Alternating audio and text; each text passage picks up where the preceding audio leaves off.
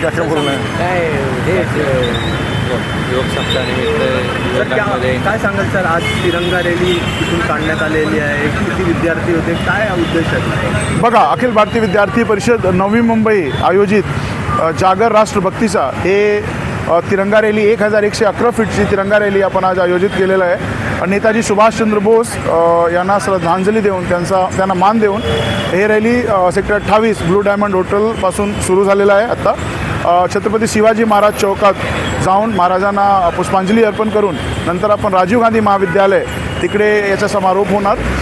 साधारणतः 2,500 ते 3,000 मुलं याच्यामध्ये सहभागी झालेलं आहे.